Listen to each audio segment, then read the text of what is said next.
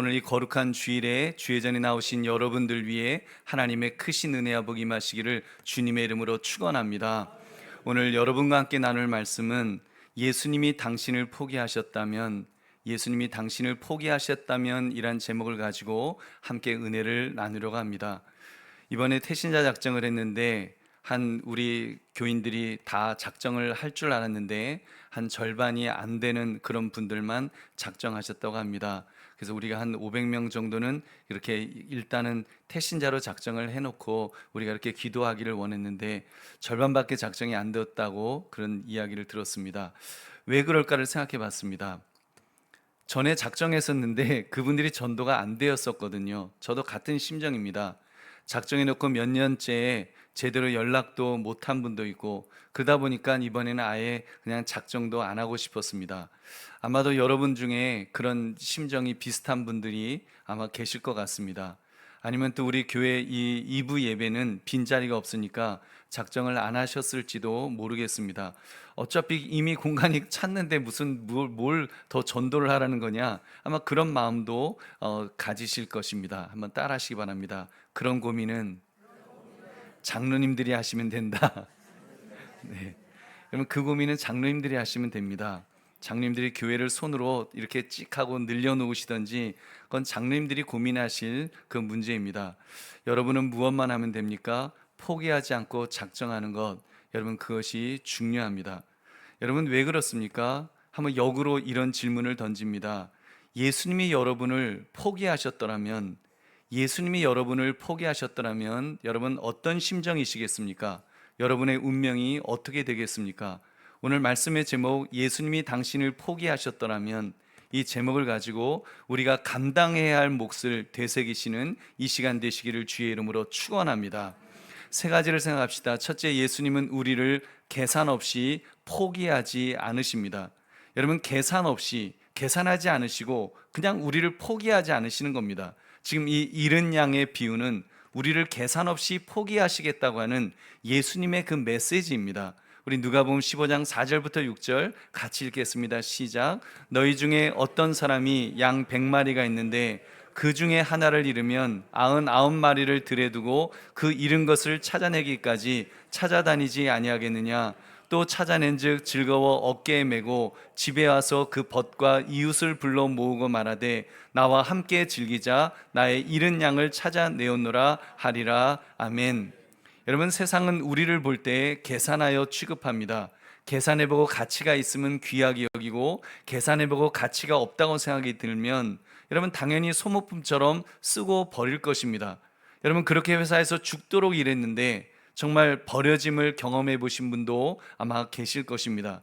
세상은 그렇게 우리를 철저하게 계산한 후에 그에 맞게 그렇게 대합니다. 여러분, 우리도 전도를 이런 계산 속에서 대상자를 정하려는 것은 아니겠습니까? 여러분, 그런 염려가 됩니다. 일부 예배는 자리가 그래도 많이 비었기 때문에 전도에 관한 동기를 느끼실 것입니다. 빈자리를 채워야 된다. 2부 예배는 여러분 어떻습니까? 사실 빈자리가 없는데 구태여 전도에서 이 공간을 비좁게 만들 필요가 있을까? 이런 생각이 여러분 들지는 않으십니까? 그러다 보니까 내 마음속에 그 부담감을 느꼈던 아무개를, 하나님께서 아무개에 대한 부담감을 주셨는데 여러분 너무 쉽게 마음속에서 그분을 지워버린 지금 그런 형편은 아니십니까? 여러분, 오늘 그런 우리들에게 예수님은 이렇게 말씀하십니다. 나는 너를, 너희도 아니죠. 나는 너를 한 번도 계산대에 올려놓고 이렇게 계산해 본 적이 없다. 주님은 그렇게 말씀하십니다. 이 사실을 양 100마리 중에 하나를 잃으면 99을 들에 두고 찾으신다는 이 비유를 통해서 말씀해 주신 것입니다. 나는 계산 같은 것 안 한다는 것입니다. 예수님은 지금 계산 같은 거 너를 놓고 계산해 갖고 이해 타산을 따져서 이익이 되겠다, 아니면 뭐 별로 이익이 없겠다, 이렇게 예수님은 계산하지 않으신다는 것입니다. 그냥 99마리를 남겨두고 그냥 들에 둔 채 한 마리를 찾으려고 언제까지 찾는다 그랬습니까? 찾아내기까지 찾아다니지 아니하겠느냐? 찾을 때까지 포기하지 않으신다는 말씀입니다. 할렐루야. 여러분, 그러니까 우리 오해하지 맙시다. 전도를 빈자리 채우는 것으로 오해하지 맙시다. 마태복음 22장에서 예수님이 혼인잔치 비유를 말씀하셨는데 자칫 빈자리를 채우라는 말씀으로 우리가 그렇게 생각할 수 있습니다. 임금이 잔치를 잘 준비했는데 초청받은 백성들이 밭으로 가겠다, 사업하러 간다, 심지어 초청한 종들을 모욕하고 죽이기까지 했다고 했습니다. 그랬더니 임금이 노아에서 너 네거리의 길에 가서 사거리 길에 가서 사람들을 그냥 만나는 대로 다 데려와라, 잔치에 청하여 오라, 이렇게 명령을 내렸다는 것입니다. 그러니까 빈자리 채우라는 거구나, 전도는 빈자리 채우는 거구나, 이렇게 여러분 생각할 수 있는데, 여러분 오해하지 마십시오. 여러분 실제로 전도를 그렇게 빈자리 튀어 채우는 것으로 생각하는 이단도 있습니다. 신천지입니다. 그들은 요한계시록에 나오는 14만 4천이라는 숫자를 천국 티오라고 그렇게 주장을 합니다. 14만 4천 명 안에 들어와야 천국에 갈 수 있다. 그렇게 해갖고 그 말로 신천지에 들어오도록, 신천지에 아직 14만 4천 명 안 되니까 신천지에 들어와라, 그렇게 꼬드겼습니다. 그런데 참 이게 불행하게도 이단인데 엄청나게 커졌습니다. 이단이 막 부흥을 해버렸어요. 그래서 숫자가 늘어나니까 이제는 자기들끼리 경쟁을 시키고 있습니다. 신천지 안에도 잘해야 14만 4천 명 안에 들어갈 수 있다, 이렇게 말을 바꿨습니다. 그래서 자기들끼리 머리 터져라 경쟁하고 있습니다. 자기들끼리 상대방을 밀어내서라도 자기가 14만 4천 명 안에 들어가려고 막 하는 것입니다. 같은 교회, 자기들도 교회라고 하는지 모르겠지만 하여튼 자기들 같은 동료인데 같은 신앙생활을 한다고 하는 사람들끼리 서로 경쟁하는 겁니다. 서로 밀어내서, 여러분 그 14만 4천에서 밀어내면 어디 간다는 거예요? 지옥 떨어뜨린다는 거 아닙니까? 성도끼리 지옥 떨어뜨리는, 서로 밀쳐서 떨어뜨리고 나는 살겠다고, 나는 14만 4천에 들어가겠다고 처절하게 지금 싸우고 있습니다. 여러분 그것이 복음입니까? 그것이 복된 소식입니까? 여러분 그것은 저주의 소식 아니겠습니까? 우리 보배론 성도님들, 우리 하나님은 그렇게 숫자로 티오를 정해놓고 줄 세우시는 하나님이 아니신 줄 믿으시기 바랍니다. 우리 주님은 말씀하셨습니다. 아버지 집에는 거할 것이 많다. 그러니까 걱정할 필요 없습니다. 여러분 예수님께서 그런 거 걱정하지 말라고 그러셨습니다. 여러분 그것처럼 누가 그러더라고요. 천국에는 아라비아 숫자가 없을 거라는 그런 말을 하더라고요. 아라비아 숫자는 이렇게 계측을 하지 않습니까? 계측을 해서 숫자를 통해서 사람을 이렇게 줄 세우거나 등급을 매기는 그런 아주 어떻게 보면 좀 나쁜 도구입니다. 그러니 천국에는 차별과 불평등을 조장하는 그런 아라비아 숫자는 없을 거다, 그렇게 말하는데 저 굉장히 이렇게 동감이 되었습니다. 여러분 그러면 요한계시록에 나오는 14만 4천이라는 숫자는 어떻게 우리가 이해해야 되겠습니까? 영적으로 해석해야죠. 그 말씀은 영적인 말씀입니다. 구약의 12지파와 신약의 12사도를 곱해서, 그러면 12 곱하기 12 하면 144 나오지 않습니까? 거기에 완전성을 나타내는 천이라는 숫자를 곱했을 때 나오는 숫자가 14만 4천입니다. 그러니까 완전하고 충만한 하나님의 백성을 의미하는 줄 믿으시기 바랍니다. 천국에는 완전하고 충만한 하나님의 백성들이 있다는 들어가게 된다는 그 말씀이시지, 그걸 14만 4천 명만 들어가게 하겠다, 이런 그 말씀이 아니라는 것입니다. 근데 지금도 신천지는 그것을 아라비아 숫자 개념으로 이해해서 사람을 줄 세우면서 경쟁을 부추기는 것입니다. 숫자가 많아지면 많아질수록 더 그 경쟁은 더 치열할 것입니다. 정말 나중에는 자기 천국 가려고 상대방을 어떤 해코지를 할지 모릅니다. 여러분 얼마나 억울합니까? 이 땅에 살면서도 지금 입시 경쟁에, 취업 경쟁에, 연애 경쟁에, 결혼 경쟁에 경쟁하는데, 이제는 죽어서 천국 가는 것도 경쟁해갖고 이제 거기 들어간다고 그러면 얼마나 불행한 인생이 되겠습니까? 여러분 그러므로 예수님은 무엇이라고 말씀하셨습니까? 나는 너를 계산 없이 사랑한다. 할렐루야. 나는 너를 계산 없이 사랑한다. 나는 너를 포기하지 않을 것이다. 바라 그 잃은 것을 찾아내기까지 내가 찾지 않겠느냐.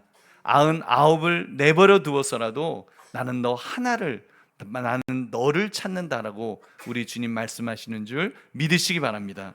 보배로운 성도님들, 예수님께서 여러분을 포기하지 않으셨고 앞으로도 포기하지 않으실 것입니다. 이것을 신학적으로는 성도의 견인이라고 말합니다. 견인, 끌어준다는 거죠. 견인차, 자동차가 망가져서 서 있으면 견인차가 와서 걸어갖고 끌고 가지 않습니까? 그래서 목적지까지 갈 수 있지 않습니까? 예수님께서 우리를 목적지까지, 천국까지 이끄신다는 교리입니다. 그것을 성령으로 인치셨다고 했습니다. 세상의 그 어떤 것으로도 하나님의 사랑에서 끊을 수 없다라고 말씀합니다. 하나님 아버지의 손에서 빼앗을 수 없다고 했습니다. 그리고 한번 시작하신 구원을 끝까지 이루신다라고 말씀하였습니다. 우리 빌립보서 1장 6절 같이 읽겠습니다. 시작. 너희 안에서 착한 일을 시작하신 이가 그리스도 예수의 날까지 이루실 줄을 우리는 확신하노라. 아멘. 얼마나 엄청난 특권입니까? 여러분, 그렇다면 다시 질문을 드립니다. 그러한 예수님이 여러분을 포기하지 않으셨다면, 포기하셨더라면 어쩔 뻔했는가? 여러분, 감사하게도 영원히 포기하지 않으셨습니다. 할렐루야. 그렇다면 우리는 영원히는 아니더라도, 여러분, 나는 영원히는 아니더라도 한 번 더 용기 낼 수 있지 않겠습니까? 내가 그를 포기해버리면, 여러분, 내가 하나님께서 지금 마음속에 부담감을 주신 어떤 분이 계실 텐데 그분을 포기해버리면 그분이 어떻게 구원받을 수 있겠습니까? 지금 그분에게 많은 전도자들이 붙어서 공을 들이고 있는 것이 아니라면, 정말 나 아니라도 지금 전도하려고 막 그 있는 분들이 너무 많다, 여러분, 그런 것이 아니라면 다시 한번 용기 내시기 바랍니다. 그 영혼을 포기하지 마시기 바랍니다. 숫자로 보지 마시고, 많은 숫자 중에 일 하나로 보지 마시고 그 영혼을 인격으로 바라보시기 바랍니다. 그 영혼, 그분이 여러분의 부모님이라면, 형제 자매라면, 자녀라면 포기할 수가 있겠습니까? 그래서 포기 못하는 것 아닙니까? 어머니들이 포기하지 못하고 아버지들이 포기하지 못하고, 여러분, 우리 부모의 심정으로는 여러분 어떤 자식을 포기할 수가 있겠습니까? 숫자가 채워졌으니까 이제는 빼도 되겠다. 우리 교회 이제는 빈자리 없으니까 이제는 내 자식은 빼도 돼. 여러분, 이런 사람이 세상에 어디 있겠습니까? 여러분, 저는 그 대상이 여러분이 작정해야 될 분들이 누군지를 모릅니다. 진짜 자녀일 수도 있고 진짜 형제 자매일 수도 있으실 것입니다. 이웃일 수도 있고 그 직장 동료일 수도 있고 거래처 직원일 수도 있을 것입니다. 아무튼 그분은 70억의 인구 중에서 하나님께서 여러분과 그 연을 맺어주신 특별한 존재인 줄로 믿습니다. 특별한 존재입니다. 그러니까 포기하지 맙시다. 예수님이 여러분을 포기하셨더라면 어쩔 뻔했습니까? 근데 감사하게도 포기하지 않으신 것처럼 여러분도 포기하지 마시고 당장 용기 내어 다시 한번 작정하시기를 주님의 이름으로 축원합니다. 두 번째, 예수님은 우리가 자격이 없을 때에도 포기하지 않으십니다. 자격이 없을 때에도 포기하지 않으십니다. 세상은 누군가를 선택하려고 뽑으려면 이제 자격 조건을 봅니다. 아무개가 이러이러한 자격 요건을 갖추었는가? 여러분이 다니는 직장은 여러분이 일정한 자격 요건을 갖추셨기 때문에 그렇게 그 취직이 되셨을 것입니다. 그러니까 여러분 자부심을 가진 것 아닙니까? 그렇다면 하나님에게 선택되어 구원받으려면, 그분의 나라에 들어가고 그분의 자녀가 되어서 하나님을 아빠, 아버지라고 부르려면 어느 정도의 자격 요건을 갖춰야 되겠습니까? 미국 시민권 하나 따려고만 해도 그 정말 미국에 가면 누구나 다 가지고 있는 그 시민권, 그 홈리스들, 그 국어라는 사람도 가지고 있는 그 시민권 하나 따려고 해도 무척 서류가 까다롭고 많습니다. 하물며 천국 백성이 되는 길인데 준비 서류가 꽤 있어야 되지 않겠습니까? 특히 천국은 죄가 없는 곳인데 그 죄 없는 곳에 들어가기 위해서 여러분, 나의 죄 문제, 내가 지은 죄 문제를 내가 해결하지 않으면 여러분 어떻게 들어갈 수가 있겠습니까? 자격 요건을 따지셨다면, 하나님이 만약에 자격 요건을 우리에게 물으신다면 여러분, 우리 중에 누가 과연 그 천국에 들어갈 수가 있겠습니까? 여러분도 지금 누군가를 태신자로 작정하려니까 그런 자격 요건을 생각하지 않으셨습니까? 어떤 분은 너무 자격 미달이라서 망설이고 있지는 않으십니까? 반대로 어떤 분은 너무 수준이 높으셔서 엄두를 못 내는 분은 없습니까? 내가 어떻게 감히 사장님을 전도할 수가 있을까? 내가 어떻게 부장님에게 교회 가자는 말을 할 수 있을까? 여러분, 이런 차를 생각하면 전도할 대상이 별로 없을 것입니다. 정말 좁아질 것입니다. 그런데요, 성경은 우리의 자격을 말씀하지 않으십니다. 단 한마디로 말씀하십니다. 우리가 자격이 없었을 때에 자기의 사랑을 확증하셨다. 여러분, 예수님 입장에서 우리가 자격을 모두 갖추기까지 변화되거나 완벽해질 때까지 기다리셨다면, 우리가 우리의 죄를 깨끗이 씻을 때까지 기다리셨다면 우리 중에 구원받을 사람이 누가 있겠습니까? 근데 성경은 이렇게 말씀합니다. 로마서 5장 8절 함께 읽겠습니다. 시작. 우리가 아직 죄인 되었을 때 그리스도께서 우리를 위하여 죽으심으로 하나님께서 우리에 대한 자기의 사랑을 확증하셨느니라. 아멘. 예수님은 내가 죄인 되었을 때 나를 위하여 죽으셨다고 말씀합니다. 여러분, 이게 말이 됩니까? 내가 자격을 갖추지 못했다니까요. 내가 눈물이라도 뚝뚝 흘리면서 예수님, 이제는 저의 죄를 용서해 주세요, 저를 구원해 주세요, 천국 가고 싶어요, 이렇게 말했더라면, 이런 말이라도 했으면, 그래 알았다, 내가 너를 위해서 십자가에 죽어줄게, 이러셨을 것 같은데, 근데 우리가 죄인 되었을 때, 다시 말하면 나는 계속해서 그냥 죄를 짓고 있는 겁니다. 아무 문제 없이, 아무 문제의식 없이 죄 짓고 그냥 살아가고 있는데, 예수님은 그런 나를 위해서 십자가에서 죽으셨다는 것입니다.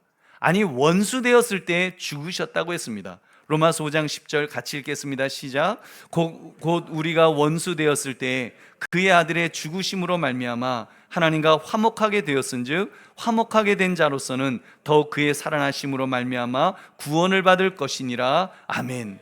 여러분, 예수님을 저주했습니다. 여러분, 예수님 십자가에서 보면 예수님 조롱하고 침 뱉고 막 채찍질하고 별별 짓을 다 했는데, 예수님은 그들을 향해서, 예수님은 나를 향해서 이렇게 말씀하였습니다. 누가복음 23장 34절. 이에 예수께서 이르시되 아버지, 저들을 사하여 주옵소서, 자기들이 하는 것을 알지 못함이니이다 하시더라. 아멘. 저들을 용서해 주십시오, 저 사람을 용서해 주세요, 몰라서 하는 겁니다라고 예수님 말씀하셨다는 것입니다. 우리 보배로운 성도님들, 예수님께서 우리가 이 정도로 자격이 없었을 때 우리를 구원해 주셨다면 여러분이 전도해야 될 대상은 좀 더 넓어질 것입니다. 설령 여러분과 관계가 좋지 않더라도 여러분, 그분도 하나님께서 여러분에게 전도하도록 맡겨주신 귀한 영혼인 줄 믿으시기 바랍니다. 여러분, 저를 보면 저는 압니다. 예수님께 저를 어떻게 사랑해 주셨는지를 저는 너무나도 잘 알고 있습니다. 제가 얼마나 한심했었는데, 제가 얼마나 교활했었는데, 제가 얼마나 믿을 수 없는 존재였었는데 주님은 저를 구원해 주셨습니다. 제가 주님에게 약속해놓고 지키지 못한 그런 일들이 얼마나 많은지 모릅니다. 제가 주님을 속이고 그리고 지키지 기만한 적이 얼마나 많은지 모릅니다. 근데 그런 저를 내치지 않으시고 주님은 저를 품어주셨습니다. 구원해 주셨습니다. 구원만 해주신 것이 아니라 저를 신학교로 보내시고 목회자의 길을 가도록 만들어 주셨습니다. 여러분, 저만이 아닙니다. 여러분도 마찬가지입니다. 물론 여러분은 신학교를 가신 것이 아니고 목회자가 되신 것도 아니실 것입니다. 그러나 더 귀중한 이름을 하나님은 우리 모두에게 주셨습니다. 성도라는 이름입니다. 거룩한 무리라는 거죠. 신자라는 겁니다. 하나님의 백성이라는 것이고요, 하나님의 자녀라는 것입니다. 여러분이 기도하시면서 하나님 아버지라고 고백했던 그 고백이 언제 했든지, 오래전에 했든지, 지금 계속하고 있든지, 내가 아버지라고 고백할 수 있었던 것은 여러분, 하나님께서 우리에게 베풀으신 놀라운 은혜인 줄로 믿습니다. 자격이 있어서가 아니라 그냥 일방적인 하나님의 은혜입니다. 여러분, 더군다나 여러분 중에는 직분을 받으신 분들이 계십니다. 그 집사님의 직분을 받으신 분들이 계십니다. 집사는 섬기는 자로서 교회 안에서 섬김을 통해 교회를 돕고 성도들의 필요를 채우기 위해서 그 하나님께 그 영광을 돌리는 그런 귀한 직분입니다. 영광스러운 직분입니다. 여러분, 또 그분들 중에 어떤 분들은 안수 집사님으로, 또 어떤 분은 권사님이 되셨고 장로님으로 직분을 받으셨습니다. 안수 집사, 권사부터는 그 직분이 무겁다고 해서 이제 중직자라고 그렇게 말합니다. 중직, 무거운 직분이라는 뜻입니다. 그 말은 직에 대한 책임 또한 크다는 것을 의미합니다. 우리 보배로운 중직자들이요, 여러분이 중직자라고 한다면 한 분도 빠짐없이 태신자를 작정하시기를 주의 이름으로 축원합니다. 별로 아멘이 적어졌어요. 목사님, 저는 정말 제 주변에 안 믿는, 교회 안 다니는 사람이 없어서 저는 못합니다. 그러실 분이 있어요. 여러분, 저도 했습니다. 저도 했으면 여러분은 하실 수 있습니다. 저야말로 정말 전도할 사람 없습니다. 저 정말 없어요. 저는 만나는 사람이 다 성도님들이고요. 저는 밖에 나가서 사람 만나면 장로님 아니면 목사님들 만납니다. 심지어 이제는 용산 구청장님도 이제는 그 권사님이십니다. 신실한 교회 권사님이세요. 여러분, 그러니까 저보다 교회 안 다니는 사람 그 만날 기회가 없는 분이 여러분 계시면 한번 나와 보십시오. 저는 목사의 가정에서 태어나갔고요. 저희 집에는 그 목회자 숫자 세는 게 아닌 사람 세는 것보다 많을 정도로 조금 과장하면 그런 그런 환경이 있습니다.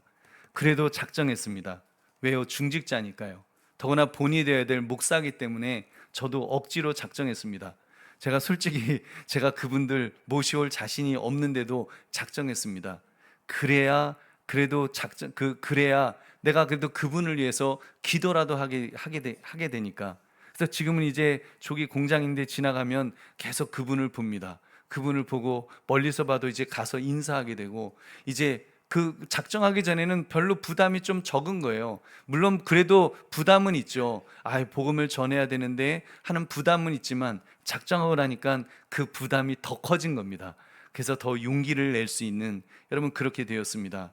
여러분, 그러다 보면 하나님께서 그분을 구원해 주실 줄로 믿습니다. 여러분, 그러므로 예수님은 우리가 죄인 되었을 때, 정말 원수 되었을 때 우리를 구원하셨다는 것을 깨달으셔서 자격 따지지 마시고 여러분 용기 내어 작정하시기를 주님의 이름으로 축원합니다. 세 번째, 예수님은 우리가 흔들릴 때에도 포기하지 않으십니다. 흔들릴 때, 요한복음 17장 12절 말씀 함께 읽겠습니다. 시작. 내가 그들과 함께 있을 때에 내게 주신 아버지의 이름으로 그들을 보전하고 지키었나이다. 그 중에 하나도 멸망하지 않고 다만 멸망의 자식뿐이오니 이는 성경을 응하게 함이니이다. 아멘. 이 말씀은 예수님께서 제자들이 흔들릴 때에도 포기하지 않으셨다는 말씀입니다. 제자들이 얼마나 흔들렸겠습니까?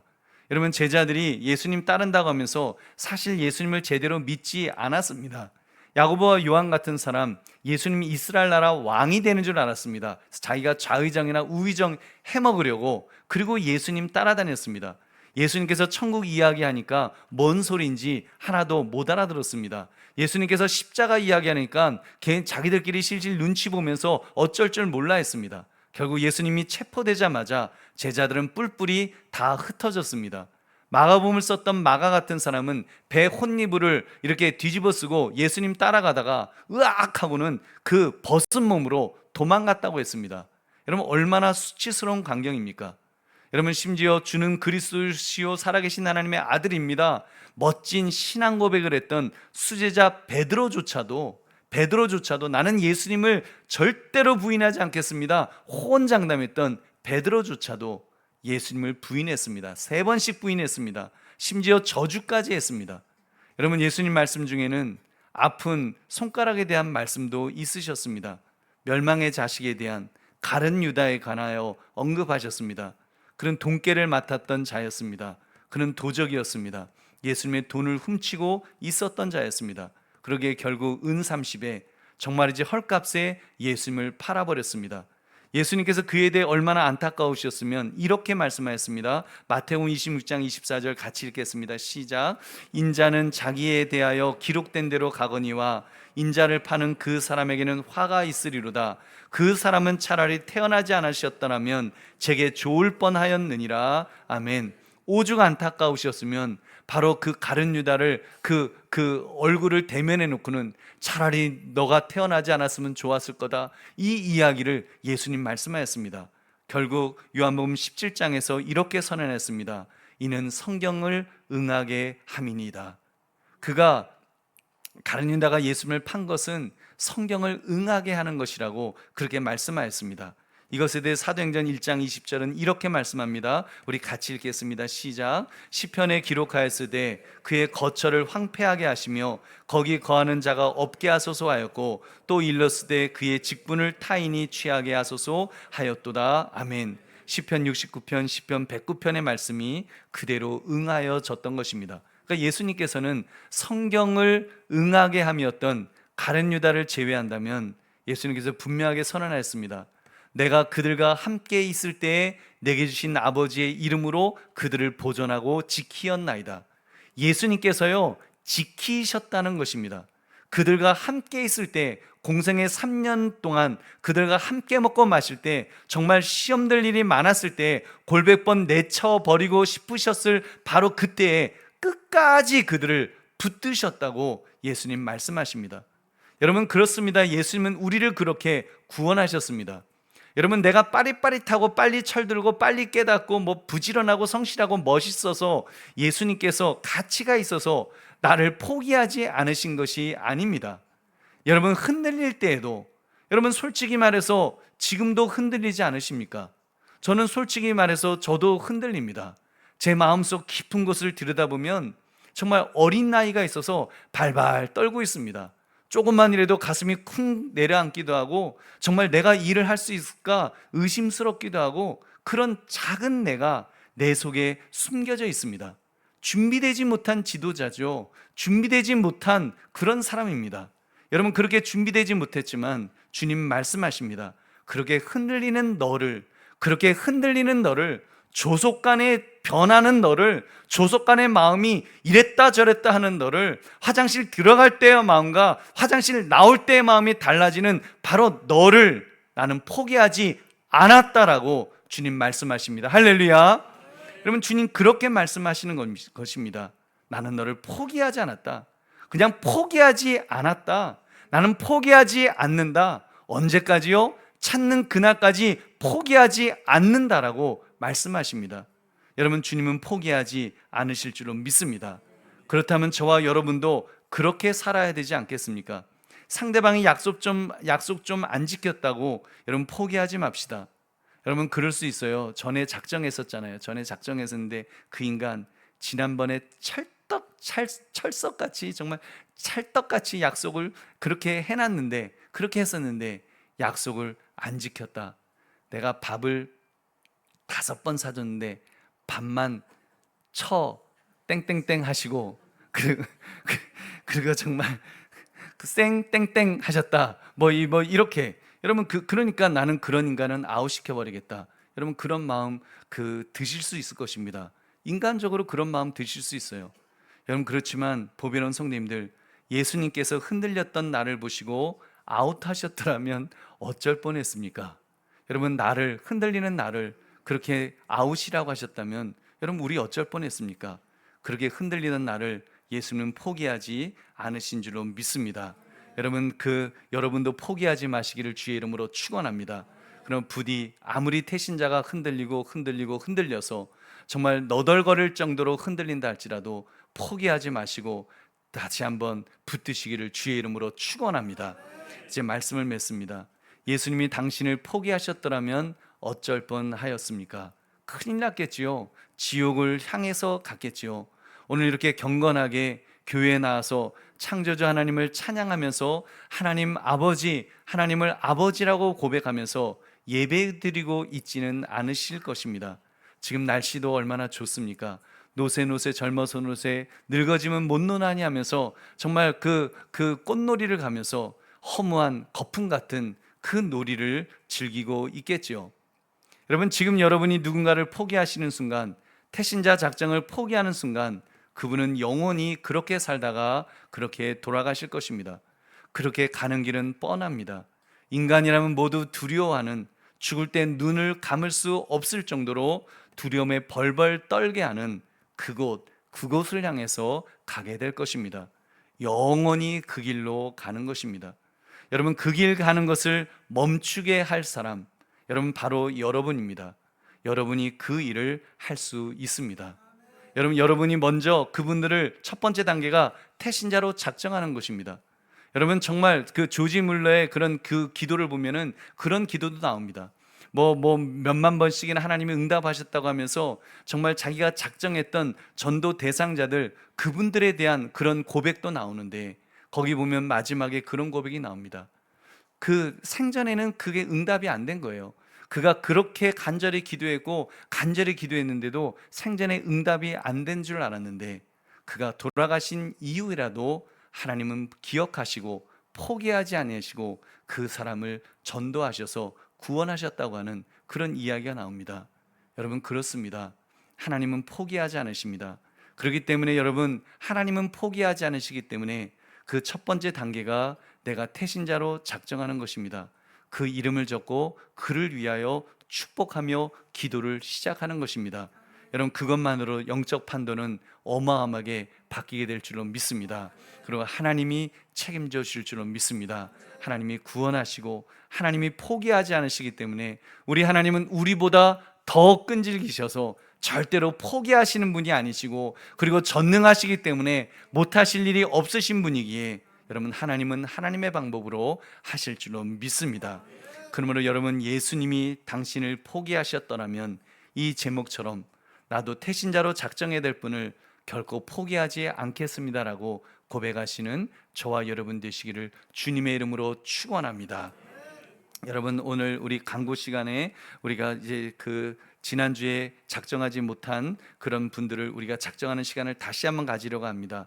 여러분께서 한번 기도합시다. 마음속에 성령님께서 머릿속에 생각나게 하시는 분들이 있다면 하나님, 그분들이 누구신지를 다시 한번 분명하게 그 그림을 그리고, 그리고 그분의 이름이 생각나지 않으면 그냥 뭐 담배가게 아저씨 이렇게 해도 괜찮으니까 여러분, 그 마음속에 내가 작정하겠다고, 내 마음속에 그분을 위해서 기도하겠다고 하는 그 결단부터라도 할 수 있도록 하나님 그런 용기를 주십시오라고 우리 주여 한번 외치고 우리 기도하겠습니다. 주여.